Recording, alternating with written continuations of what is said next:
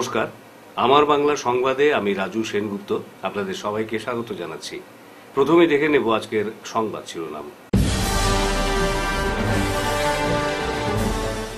রাজ্যসভার মনোনয়ন পেলেন কনাদ পুরকায়স্থ, শুভেচ্ছা কৌশিকের।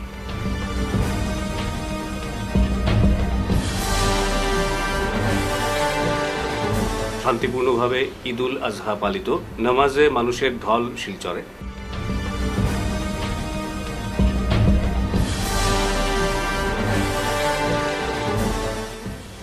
বৃদ্ধ মা বাবাকে হত্যার চেষ্টা ছেলের, বিচার সভায় ঠাঁই মামাবাড়িতে।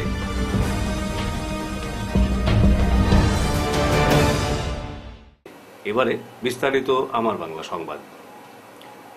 অসম থেকে রাজ্যসভার সদস্য পদে বিজেপির মনোনয়ন পেলেন শিলচরের কনাদ পুরকায়স্থ। বর্তমান রাজ্যসভার সদস্য মিশন রঞ্জন দাস ও প্রাক্তন লোকসভা সাংসদ রাজদীপ রায় সহ মোট 13 জন রাজ্যসভা পদের দাবিদার ছিলেন। এর মধ্যে রাজ্য বিজেপির সম্পাদক কনাদ পুরকায়স্থকে মনোনয়ন দিয়েছে দলের শীর্ষ নেতৃত্ব। তিনি প্রাক্তন কেন্দ্রীয় মন্ত্রী তথা বরাক বিজেপির পিতামহ গোবিন্দ পুরকায়স্থের একমাত্র পুত্র।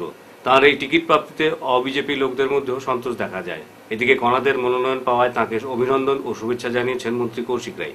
উল্লেখ্য, আগামী 19শে জুন অসমে রাজ্যসভার 2টি আসনের জন্য নির্বাচন অনুষ্ঠিত হবে। মনোনয়ন জমা দেওয়ার শেষ দিন 9 জুন, মনোনয়ন প্রত্যাহারের শেষ দিন 12 জুন নির্ধারিত হয়েছে। নির্বাচনের দিনই ফলাফল ঘোষণা করা হবে। 14 জুন রাজ্যসভার 2টি আসন খালি হবে। মিশন রঞ্জন দাস এবং বীরেন্দ্র প্রসাদ বৈশ্যের মেয়াদ শেষ হবে এদিন। রাজ্যের 2টি আসনের মধ্যে একটি মিত্রজোট অগপর জন্য ছেড়ে দিয়েছে বিজেপি। রাজ্যসভা পদে বিজেপির বাকি যারা মনোনয়নের জন্য আবেদন জানিয়েছিলেন তারা হলেন বর্তমান সাংসদ মিশন রঞ্জন দাস, প্রাক্তন সাংসদ রানী ওঝা, প্রাক্তন সাংসদ রাজদীপ রায়, প্রাক্তন কেন্দ্রীয় মন্ত্রী রাজেন গুহাই, অসম রাজ্য শিশু কল্যাণ কমিশনের প্রাক্তন চেয়ারপারসন ডাক্তার সুনিতা চাঙ্কাকতি, প্রাক্তন রাজ্য সাধারণ সম্পাদক প্রদীপ ঠাকুরিয়া, প্রাক্তন সম্পাদক সঞ্জীব গোস্বামী, প্রাক্তন রাজ্য সহসভাপতি দয়ানন্দ বরগোহাই, প্রাক্তন রাজ্য সাধারণ সম্পাদক বিজয় কুমার গুপ্ত, মহিলা মোর্চার প্রাক্তন জাতীয় সহসভাপতি মৃদুলা বরকাকতি, বিজেপি সদস্য এবং অসম গোর্খা ছাত্র ইউনিয়নের প্রাক্তন সভাপতি ভাস্কর দহল ও প্রাক্তন রাজ্য সম্পাদক বিশ্বরূপ ভট্টাচার্য। সবাইকে টপকে এবার বাজি জিতলেন কনাদ পুরকায়স্থ। এদিকে রাজ্যসভা আসনে বিজেপি প্রার্থী হিসেবে কনাদ পুরকায়স্থের নাম চূড়ান্ত হয়। তাকে অভিনন্দন জানিয়েছে all Cachar auto association coordination committee. BJP প্রার্থী হিসেবে রাজ্যসভার টিকিট পাওয়ায় কনাদ পুরকায়স্থকে অভিনন্দন জানিয়েছেন তারা। কমিটির মুখ্য উপদেষ্টা বিকাশ ভট্টাচার্য ধন্যবাদ জ্ঞাপন করেছেন মুখ্যমন্ত্রী হিমন্ত বিশ্ব শর্মাকে। রাজ্যসভায় কনাদের নাম চূড়ান্ত হয় খুশি প্রকাশ করেছেন সংস্থার প্রত্যেক সদস্য। প্রতিকূল আবহাওয়ার মধ্যেও সমগ্র রাজ্যের সঙ্গে সংগতি রেখে বরাক উপত্যকায় শনিবার শান্তিপূর্ণভাবে ঈদ উল আজহা বা কোরবানির ঈদ পালিত হয়েছে। কাছাড় জেলার শিলচর শহরের বিভিন্ন ঈদগাহ সহ ঐতিহাসিক শিলচর মেহেরপুর ঈদগাতেও এদিন ঈদের নামাজে ইসলাম ধর্মাবলম্বীরা উৎসাহের সঙ্গে অংশ নেন। যাতে কোনো ধরনের অপ্রীতিকর ঘটনা না ঘটে তাই প্রশাসনের তরফে ছিল কড়া নিরাপত্তা ব্যবস্থা। শনিবার শিলচরের মেহেরপুর ঈদগাহ, টিকরবস্তি ঈদগাহ সহ শহরের বিভিন্ন ঈদগাহে ইসলাম ধর্মাবলম্বী লোকেরা ঈদের 2 রাকাত নামাজ আদায় করেন। মেহেরপুর ঈদগাহতে ঈদের নামাজ জনসমুদ্রে পরিণত হয়। কয়েক হাজার ইসলাম ধর্মাবলম্বী লোক এখানে নামাজে অংশ নেন। মেহেরপুর ঈদগাহে ঈদের নামাজ পড়ান হযরত মাওলানা আব্দুল ওয়াহিদ। নামাজ আদায় করার আগে পবিত্র ঈদের গুরুত্ব নিয়ে আলোচনা করেন আব্দুল ওয়াহিদ। পরে বিশ্ব শান্তির জন্য দোয়া করা হয়। নামাজ শেষে একে অপরকে ঈদের শুভেচ্ছা বিনিময় করতে দেখা যায়। ঈদগাহ কমিটির কর্মকর্তারা বলেন, এবার প্রতিকূল আবহাওয়ার কারণে অনেক মানুষ ঈদের নামাজ আদায় করতে পারেননি। অন্যদিকে শিলচর টিকরবস্তি ঈদগাহতে সকাল 8টায় ঈদের নামাজ পাঠ করান হযরত মাওলানা মকবুল হোসেন। এখানে 5 শতাধিক ইসলাম ধর্মাবলম্বীকে নামাজ আদায় করতে দেখা গেছে। মৌলানা আব্দুল ওয়াহিদ সাহেব ঈদের নামাজ পাঠ করেন। তো আমরা জাতি বর্ণ নির্বিশেষে সবাইকে ঈদ উল আজহার উপলক্ষে আন্তরিক প্রীতি ও শুভেচ্ছা জানাই। এবং আমরাও দুঃখিত, এই বছর বন্যায় আক্রান্ত বহু মানুষ ঈদের নামাজও আদায় করতে পারেন না। তার জন্য আমরা মেহেরপুর ঈদগাহ কমিটি অত্যন্ত দুঃখিত। এবং পুলিশ প্রশাসন যেভাবে আমরা বা জেলা প্রশাসন যেভাবে আমরা সাহায্য সহযোগিতা করেছেন তাতে মেহেরপুর ঈদগাহ কমিটির পক্ষ থেকে আন্তরিক প্রীতি ও শুভেচ্ছা। এই প্রতিকূল আবহাওয়াতেও আমরা মেহেরপুর ঈদগাহতে খুব সুন্দরভাবে পবিত্র ঈদুল আজহার নামাজ হয়েছে। ঈদের নামাজ পরিচালনা করেছেন আলহাজ হযরত মাওলানা আব্দুল ওয়াহিদ সাহেব। প্রতি বছর উনি আমাদের মেহেরপুর ঈদগাহ ময়দানে ঈদের নামাজ পরিচালনা করে থাকেন। এবছর প্রতিকূল আবহাওয়াতে অনেক জায়গায় আমরা দেখতে পেয়েছি যে ঈদের নামাজ অনেকেই পড়তে পারেননি বা অনেক মানুষ এখনো অনেক অসহায় হিসেবে রয়েছেন। আমরা ঈদগাহ কমিটির পক্ষ থেকে আমাদের সবাইকে আমরা সবার জন্য আমরা দুঃখ প্রকাশ করছি এবং আমাদের যিনি নামাজ পরিচালনা করেছেন হযরত মাওলানা আব্দুল ওয়াহিদ সাহেব, উনিও সবার জন্য দোয়া করেছেন এবং সবাইকে এই যে যারা গরিব দুঃখী অসহায় আছেন প্রত্যেক জাতি ধর্ম নির্বিশেষে সবাইকে সাহায্য করার জন্য আবেদন জানাচ্ছেন। এই মেহেরপুর পুরাতন ঈদগাহ ঈদের নামাজ আমি নিজে পরিচালনা করেছি। সুন্দরভাবে সুষ্ঠুভাবে ঈদের নামাজ পরিচালনা করা হয়েছে এবং ঈদের নামাজ পড়ে যে দোয়া করা হয়েছে, দোয়ার মধ্যে দেশ দোষ এবং যারা বন্যাক্রান্ত তাদের জন্য এবং প্রত্যেকের জন্য, এমনকি যারা পুলিশ কর্মী আছেন, আমাদের পুলিশ কর্মী যারা আছেন তারাও আমাদের যে সেবা করতেছেন, আমরা ধন্যবাদ জানাই। আরো বেশি বেশি যাতে সেবা করতে পারে তারা ক্ষমতা দিয়ে দেন। এবং আজকের যে ঈদ, এই ঈদের বিশিষ্ট হলো প্রত্যেকের সঙ্গে ভালোবাসার সাথে প্রত্যেকের সঙ্গে মিলেমিশে থাকাটাই হইল আমাদের ঈদের শিক্ষা। এবারের ঈদে ব্যতিক্রমী প্রতিবাদ দেখা গেল আমশু কর্মীদের। কালো ব্যাজ পরিধান করে পবিত্র ঈদের নামাজের পূর্বে মৌন প্রতিবাদ জানান তারা। সারা অসম সংখ্যালঘু ছাত্র সংস্থার সভাপতি রেজাউল করিম সরকারের নির্দেশে বিদেশির নামে স্বদেশী নাগরিকদের নির্যাতনের প্রতিবাদে গোটা অসমের সঙ্গে সংগতি রেখে দেওয়াকুড়ি ঈদগার সামনে আমশু কর্মীরা হাতে কালো ব্যাজ পরে মৌন প্রতিবাদ সাব্যস্ত করেন। আমশু কর্মীরা হাতে হাতে প্ল্যাকার্ড নিয়ে মৌনতা অবলম্বন করে ঈদগায় প্রবেশ করেন এবং কালো ব্যাজ পরিধান করে পবিত্র ঈদের নামাজ আদায় করেন। এদিনের প্রতিবাদ কার্যসূচিতে অংশ নেন জেলা আমশুর সাধারণ সম্পাদক আফজল হোসেন তাপাদার, ঘোড়ামারা আমশুর সভাপতি শাহরুল ইসলাম চৌধুরী, সাংগঠনিক সম্পাদক শাহিন আহমেদ লস্কর, লোকমান হোসেন, জাকির হোসেন প্রমুখ। আজকে আমরা সারা আসাম সংখ্যালঘু ছাত্র সংস্থার করিমগঞ্জ জেলা কমিটির পক্ষ থেকে আমাদের কেন্দ্রীয় কমিটির সভাপতি রেজাউল করিম সরকার মহাশয়ের নেতৃত্বে এবং ওনার নির্দেশ মর্মে গোটা আসামের সাথে সংগতি রেখে আজকে গুড়ামারা লস্করবাজার আঞ্চলিক কমিটির উদ্যোগে দেওয়াকুড়ি ঈদগাহস্থিত ঈদগাহ গেটের সম্মুখে আমরা এক মৌন প্রতিবাদ সাব্যস্ত করেছি। আজকের প্রতিবাদের উদ্দেশ্যটা হলো বর্তমান আসাম সরকারের স্বৈরাচারী শাসন এবং যে হিটলারি শাসন চালিয়ে আসছেন, বিদেশির নামে স্বদেশী মানুষকে যেভাবে নির্যাতন করছেন তার প্রতিবাদে আজকে আমরা আমসুর পক্ষ থেকে এখানে আমরা মৌন প্রতিবাদ সাব্যস্ত করেছি। আমাদের দাবিগুলা প্ল্যাকার্ডের মধ্যে রয়েছে। আমরা সবসময় চাই বিদেশিদেরকে আসাম থেকে বিতাড়ন করা হোক, কিন্তু বিদেশি বিতাড়নের নামে আমরা স্বদেশীকে কোনো অবস্থায় আমরা নির্যাতন কোনো অবস্থায় আমরা মেনে নিতে পারছি না। সেই জন্য আজকে আমরা এই প্রতিবাদ সাব্যস্ত করেছি। আজকে আমাদের প্রতিবাদ এখানেই শেষ নয়। আগামী আপনারা নিশ্চয় মিডিয়ার মাধ্যমে দেখেছেন, আগামী 11 জুন দিশপুর আসামের 1 কোটি মুসলমান নিয়ে আমাদের আমসুর নেতৃত্বে রেজাউল করিম সরকারের নির্দেশে গোটা আসামের 1 কোটি মুসলমান নিয়ে আমরা দিশপুর কাঁপাবো। ধন্যবাদ। রতনপুরে সম্পত্তি লোভে বৃদ্ধ মা ও বাবাকে পরিকল্পনামাফিক হত্যার চেষ্টা ছেলের। গ্রামবাসীর বিচারের মাধ্যমে বৃদ্ধ মা বাবাকে মামার হাতে সমঝে দেওয়া হলো। বরখোলা বিধানসভার অন্তর্ভুক্ত তাপাং ব্লকের অধীন রতনপুর কলোনির কীর্তনের মাঠের সর্বজনীন কমিউনিটি হলে এদিন এক সভার আয়োজন করা হয়। বৃদ্ধ মা বাবাকে পরিকল্পনামাফিক বন্যা জলে ডুবিয়ে মারার চেষ্টাকারী পুত্র রাসমণি দাসের বিরুদ্ধে কয়েকশো গ্রামবাসী সহ স্থানীয় জনপ্রতিনিধিরা একত্রিত হয়ে বিচারের মাধ্যমে বাবা রমন দাস ও তার মা মনোমালা দাসকে মামার হাতে সমঝে দেন। এদিন বিচারে উপস্থিত তাপাং বর্ষাঙ্গন জিপির জেলা পরিষদ সদস্য নৃপেন্দ্রচন্দ্র দাস বলেন, রাসমণি কয়েকদিন ধরে বর্ষাঙ্গনে বিলের জলাশয়ে একটি মাচার মধ্যে বৃদ্ধ মা বাবাকে বন্দী করে রেখেছিল। পরিকল্পিতভাবে বন্যার জলে ডুবিয়ে মারার প্রয়াস করেছিল সে, কিন্তু ঈশ্বরের কৃপায় এলাকার ছেলেরা বিষয়টি জেনে সঙ্গে সঙ্গে সেখানে গিয়ে তাদের উদ্ধার করেন। এদিন বিচার সভায় অন্যান্যদের মধ্যে উপস্থিত ছিলেন প্রাক্তন জেলা পরিষদ সদস্য তপন দাস, বর্ষাঙ্গন জিপির 1 নম্বর ওয়ার্ড সদস্য নয়নতারা দাস, 2 নম্বর ওয়ার্ডের রামপ্রসাদ দাস, আঞ্চলিক পঞ্চায়েত সদস্য সুকুমার দাস, রোজকান্দি জিপির সদস্য অজিত দাস সহ শুক্লাল দাস, সৌমেন্দ্র দাস, সৌরভ দাস, রাজীব দাস, মহানন্দ দাস, আইনজীবী বাবুল দাস, রথিকান্ত দাস, মনোরঞ্জন দাস, শিবু দাস প্রমুখ। সদস্যার স্বামী সৌরভ দাস এবং 2 নম্বর ওয়ার্ডের সদস্য রামপ্রসাদ দাস এবং বর্ষাঙ্গন জিপির আনকন্টেস্টেড এপি সুকুমার দাস মহাশয় এবং আমাদের মাননীয় জেলা পরিষদ মহাশয় এবং সমস্ত গ্রামবাসীর উদ্যোগে নির্মম হত্যা থেকে গ্রাম কলঙ্কের হাত থেকে রক্ষা করেছে সৌরভ এবং সুকুমার ও রামপ্রসাদ। তাদেরকে আমি প্রথমে ধন্যবাদ জানাই। আমি ধন্যবাদ জানাই রতনপুর গ্রামের যুব সমাজকে, যারা এই ঘটনা শোনার পর প্রত্যেকে সেই ঘটনার সঙ্গে অঙ্গাঙ্গিভাবে জড়িত হয়ে বিচারের ব্যবস্থা করেছে এবং আসামের মাননীয় মুখ্যমন্ত্রী বলেছেন, আমাদের দেশের প্রধানমন্ত্রী বলেছেন, যে সন্তানরা মা বাবাকে ভরণ পোষণ দিবে না, সেই মা বাবার সন্তান হচ্ছেন নরেন্দ্র মোদীজি এবং হিমন্ত বিশ্ব শর্মাজি।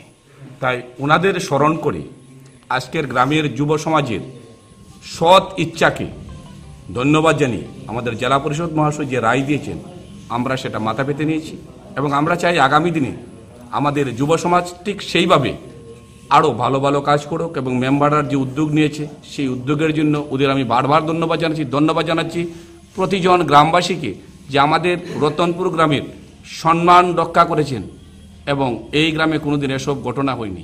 এমনকি এই কাছাড় জেলার বজরং দলের সংগঠনের এক কর্মকর্তা সঞ্জিত দাসকে হেনস্থা করা হয়েছে। এই অভিযোগে নিয়ে শুক্রবার শিলচরে বিক্ষোভ প্রদর্শন করেন বজরং দলের সদস্যরা। এদিন সদরঘাট এলাকায় বিক্ষোভ চলাকালীন বজরং দলের কর্মকর্তা মিঠুন নাথ বলেন, গত 4 জুন রাতে দলের কর্মকর্তা সঞ্জিত রংপুর পুলিশ পেট্রোল পোস্টে গিয়েছিলেন। তখন সেখানে এক ঘটনাসূত্র ধরে জড়ো হয়েছিলেন বেশ কিছু লোক।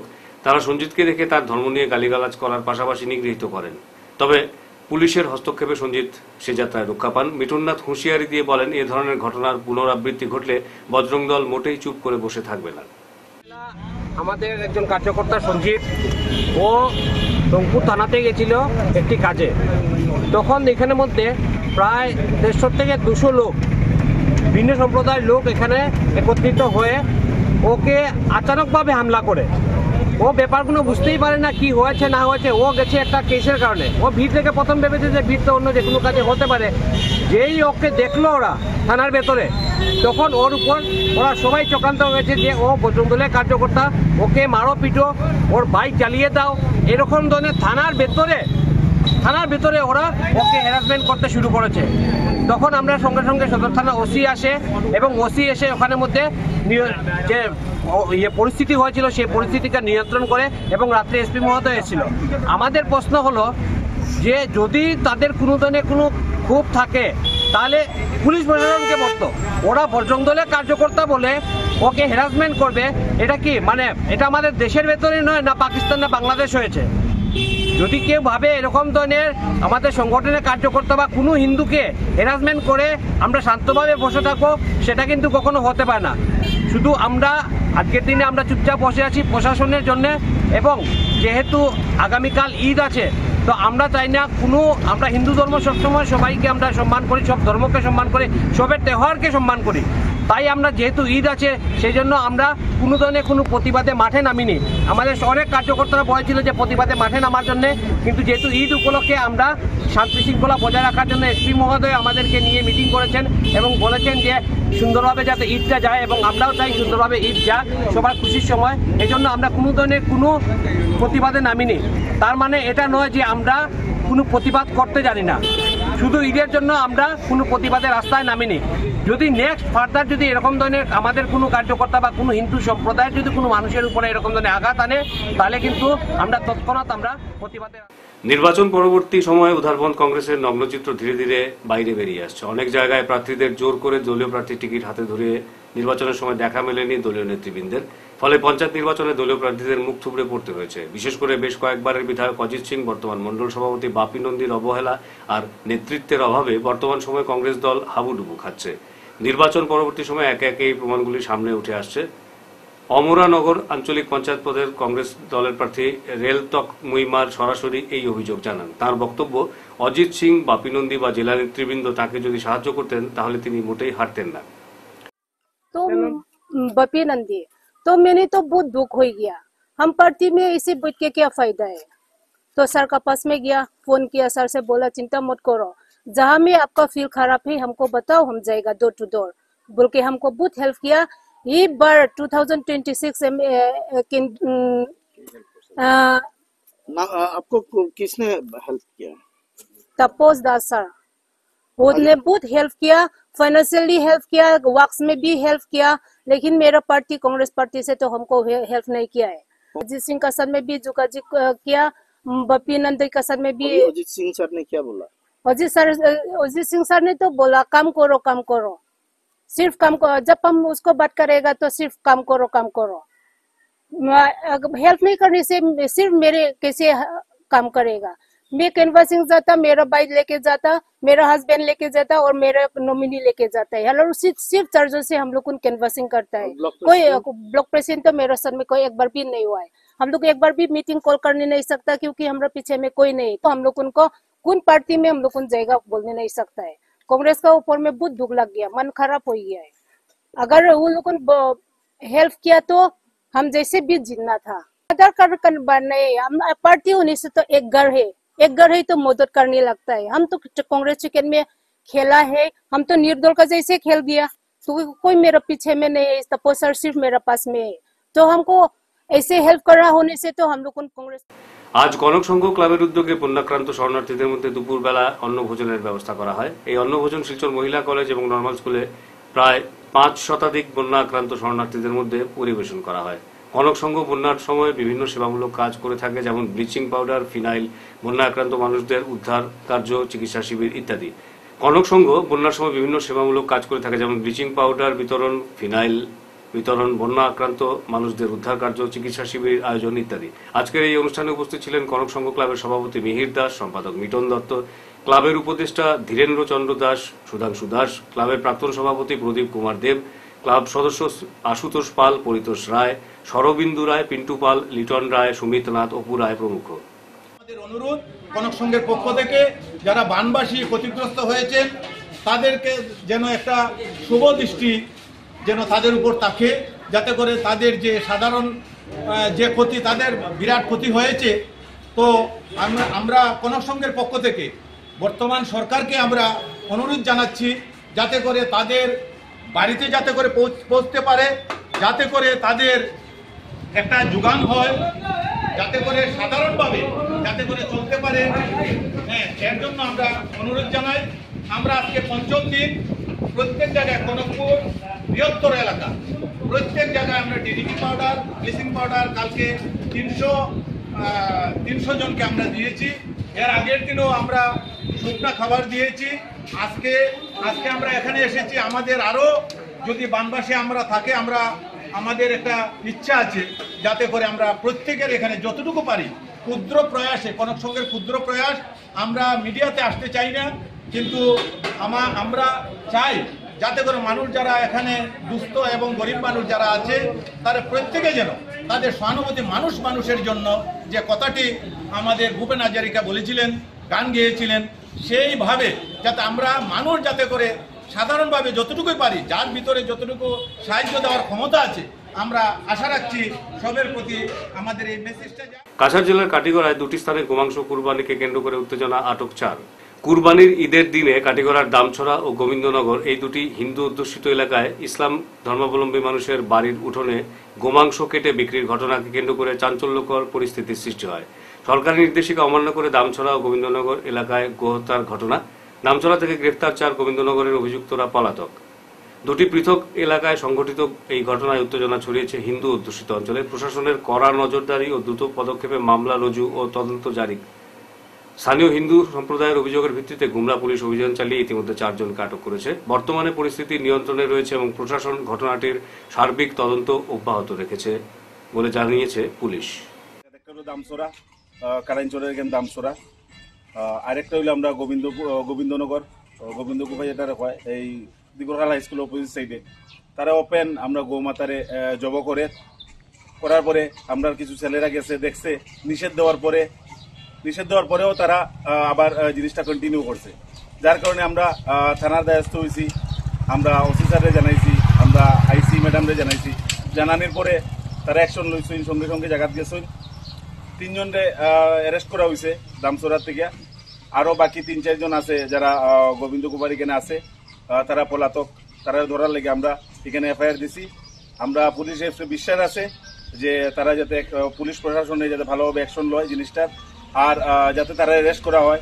কারণ প্রটোকলের মধ্যে এরকম তো লেখা নেই যে গৌমাতা হত্যা করা, কুরবানি দেওয়া কুরবানি দেও, কিন্তু গৌমাতারা হত্যা করে কুরবানি দেওয়া এটা মতো প্রটোকলের মধ্যে লেখা না। তো এটা একটা সাম্প্রদায়িক দাঙ্গা সৃষ্টি করার চেষ্টা করছে ওই মানুষগুলায়। তাদের এগেইনস্টে যাতে ভালো একটা অ্যাকশন নেওয়া হোক, এটাই আমরা। আর দুষ্কৃতীদের অ্যারেস্ট করা হোক, তাদের এগেইনস্টে ভালো অ্যাকশন নেওয়া হোক, আর তাদের জেল পাঠানো হোক, যাতে সাম্প্রদায়িক কোনো বিশৃঙ্খলার সৃষ্টি না হয়। আমরাও চাই না কারো ঈদ খারাপ হোক, কারো ফেস্টিভ্যাল খারাপ হোক, কিন্তু এই কিছু পার্টিকুলার মানুষে এই ফেস্টিভ্যালের দিনে তারা এই গৌমাতা হত্যা করিয়া একটা সাম্প্রদায়িক দাঙ্গা সৃষ্টি করার চেষ্টা করছে। এটার বিষয়ে আমি কড়া নিন্দা জানাই, আমরা সবই কড়া নিন্দা জানাই, আর যাতে তাদের অ্যারেস্ট করা হোক এটাই আমরা রিকোয়েস্ট থাকবো।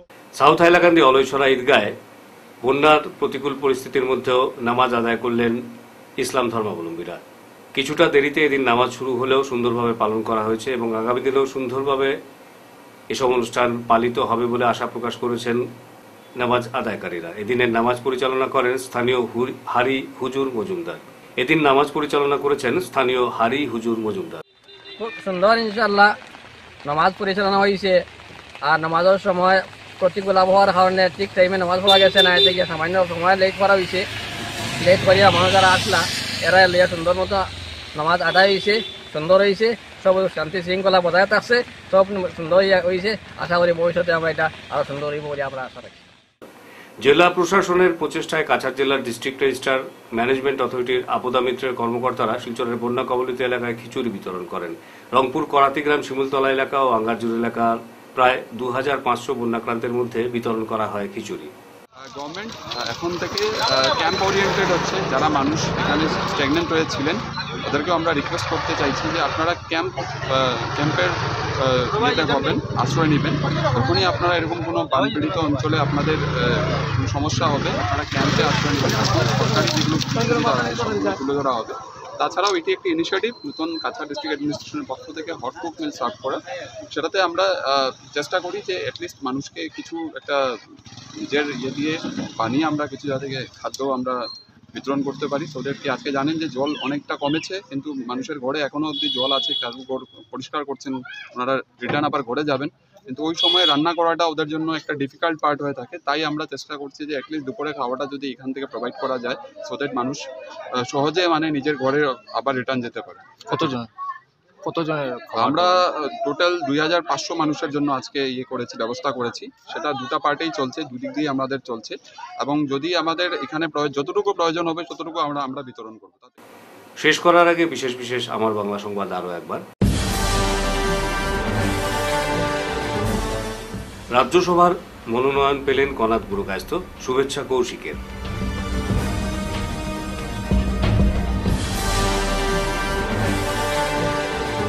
শান্তিপূর্ণভাবে ঈদুল আজহা পালিত, নামাজে মানুষের ঢল শিলচরে।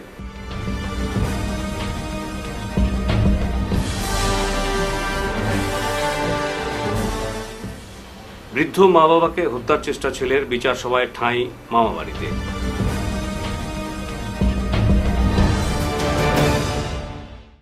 আজকের মতো আমার বাংলা সংবাদ এ পর্যন্তই। নমস্কার।